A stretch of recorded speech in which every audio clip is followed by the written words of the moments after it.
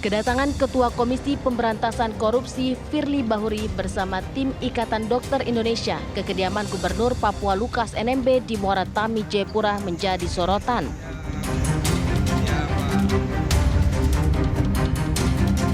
Bukan karena tujuan dan materi pemeriksaan perkara yang sedang didalami KPK, namun momen berjabat tangan antara Firly dan NMB mendapat kritikan dari sejumlah aktivis dan pengamat pemberantasan korupsi. Pasal 36 Undang-Undang KPK, baik yang lama maupun baru, mengatur ketentuan pimpinan KPK dilarang bertemu dengan tersangka dengan alasan apapun. Nah, ini saya akan mengajukan uji materi ke Mahkamah Konstitusi bahwa pasal ini tidak berlaku apabila dilakukan bersama-sama tim penyidik dan dilakukan oleh Pak Firly Bahuri. Jadi ini terlepas apakah Pak Firly melanggar Undang-Undang KPK pasal 36 itu atau tidak, kita akan maju ke Mahkamah Konstitusi untuk mengujinya. Dan kalau toh ini dianggap dugaan pelanggaran kode etik, ya saya kira tidak terlalu jauh ke sana lah, karena ini apapun bisa jadi sudah berdasarkan informasi. Tapi Dewan Pengawas KPK seharusnya ini melakukan penelitian apakah tindakan Pak Firly menemui tersangka Lukas NMB ini melanggar kode etik atau tidak, tanpa harus menunggu laporan dari masyarakat. Jadi saya berharap betul ini semua bisa clear and clean, dan kemudian yang paling utama adalah langkah selanjutnya apakah KPK segera melakukan upaya paksa, yaitu menangkap dan menahan Lukas NMB, karena ini drama-drama ini akan selesai apabila dalam minggu-minggu ke depan ini dilakukan upaya paksa penahanan terhadap Lukas NMB, karena apapun KPK berkeyakinan ini adalah sudah 2 alat bukti cukup dan sudah ditetapkan tersangka. Nah, Pak Firly dan kawan-kawan dalam periode ini kalau menetapkan tersangka sudah diumumkan atau sudah diakui, maka akan segera dilakukan upaya paksa, yaitu penahanan. Kita tunggu upaya penahanan, dan kalau sampai Januari tidak ada penahanan, maka Maki akan mengajukan gugatan pra-peradilan atas mangkraknya perkara ini. Lantas benarkah kedatangan Firly bertemu Lukas menunjukkan adanya perlakuan istimewa dari Ketua KPK kepada Lukas? Mengingat Lukas menyandang status tersangka. Tim TV One mengabarkan.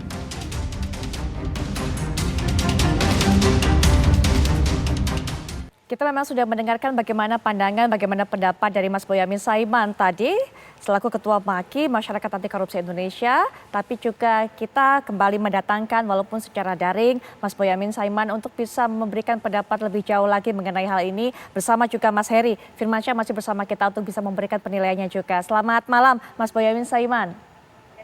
Selamat malam Putri. Baik, Mas, tadi kami juga sudah dengar, tapi sepertinya kita juga sudah lihat di layar kaca narasumber berikutnya, Pak Saud Situmorang, Wakil Ketua KPK 2015 sampai 2019. Selamat malam Pak Saud Situmorang.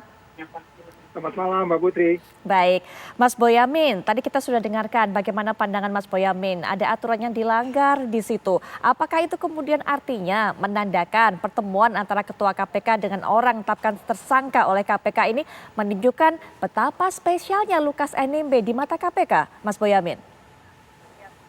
Ya, tadi di TV yang lain, Alusius Renwarin itu mengatakan bahwa Pak Firly datang ke sana itu justru yang disampaikan pertama kali Pak Lukas NMB, artinya disaksikan Alusius Renwarin, mengatakan bahwa Pak Firly datang ke sana kan itu karena perintah presiden gitu, atau permintaan presiden lah, lupa pokoknya salah satu dari itu. Nah, kalau itu benar begitu, berarti apakah KPK sekarang di bawah kekuasaan eksekutif yang seperti itu? Meskipun Undang-Undang KPK yang baru nomor 19 tahun 2019 memang KPK menjadi rumpun eksekutif gitu. Nah, ini yang justru nanti harus lebih didalami lagi ini informasi ini. Dan itulah berarti memang Lukas NMB mendapatkan sesuatu yang spesial. Dan ini urgensinya sekarang. Yang paling utama itu sebelum dugaan pelanggaran pasal 36, tapi urgensinya. Apakah urgensi Pak Ketua KPK ini ada untuk juga ikut bersama rombongan penyidik dan dokter untuk datang ke sana gitu. Nah, apakah kemudian misalnya kalimatnya begini, oh karena ini permintaan Lukas NMB supaya keamanannya terjamin dan lain sebagainya penyidik. Nah, kalau itu juga nggak apa-apa, diberitahukan aja kepada masyarakat kalau memang itu urgensinya. Tapi saya yakin tidak ada urgensi ke sana gitu, karena nyatanya memang permintaan dari Lukas NMB itu kan diperiksa di rumahnya. Ya udah dituruti, dan ke polisi juga 1.800, TNI juga pasti lebih banyak lagi untuk mengamankan. Jadi tidak ada urgensi dari Pak Firly Bahuri ini untuk ikut datang ke Jayapura dalam rangka pemeriksaan itu. Tapi ya saya ambil positifnya berkali-kali saya katakan kepada teman-teman, Pak Firly ini berarti sekarang pemikirannya adalah sesuai Undang-Undang KPK yang lama nomor 30 tahun 2002, di mana pimpinan KPK pasal 21 ayat 4 itu adalah penyidik dan penuntut. Berarti Pak Firly pengen jadi penyidik juga gitu. Jadi ini saya ambil aja hikmahnya, Pak Firly berarti pengen kembali ke undang-undang yang lama, berjadi satu barisan dengan kami, tidak setuju revisi undang-undang KPK dan berarti juga setuju untuk dibatalkan. Itu aja yang sebenarnya saya ambil hikmahnya dari proses ini. Baik, Pak Saud, bagaimana melihatnya Pak mengenai hal ini? Apalagi tadi Mas Boyamin sudah menyinggung mengenai ini katanya perintah dari Presiden, artinya juga KPK kemudian mengikuti kekuatan eksekutif, tadi dikatakan oleh Mas Boyamin mengenai hal ini. Ya, kalau itu perintah berarti makin jelas ya, junjungannya juga nggak paham bahwa dia melanggar undang-undang. Ya, sekali lagi ini pultoid ya, kalau peristiwa pidana itu udah pasti ya, ada peristiwa pidana ya, bahwa yang bersangkutan melanggar undang-undang KPK yang langsung tidak boleh ketemu. Dan saya pikir itu dan harus diselesaikan kalau memang kita mau negeri ini baik.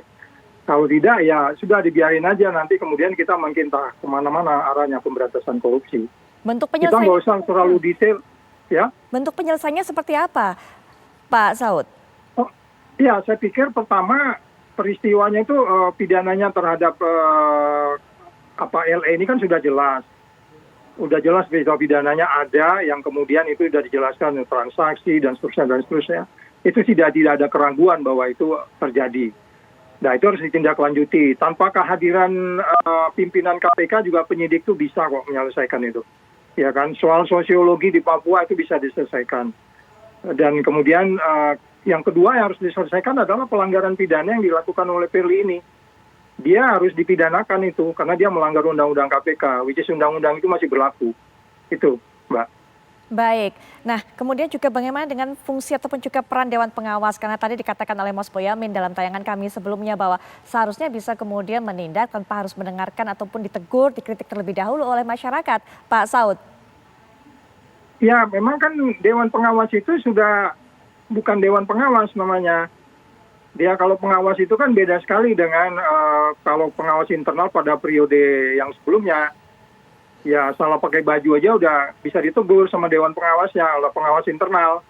Dewan Pengawas sekarang ini kan dia yang diawasi itu apa saya nggak ngerti. Kalau kita bicara mereka bekerja atas Perdewas 0102 itu kan kita sudah punya 2-3 pengalaman yang jelek bahwa mereka nggak bisa menyelesaikan even peraturan yang mereka buat sendiri. Jadi mereka udah setali 3 uang. Overall pemberantasan korupsi di negeri ini sudah makin entah kemana-mana sudah arahnya. Kalau semuanya setali 3 uang, artinya semuanya bisa diselesaikan dong di bawah meja. Pak Saud, kemudian juga Mas Boyamin. Artinya sepertinya sudah nggak optimistis lagi bahwa ini kemudian bisa diselesaikan lewat jalur hukum. Tapi nanti mungkin bisa berikan pandangan, termasuk juga Mas Heri bisa berikan pandangan mengenai hal ini. Kita akan kembali setelah jeda.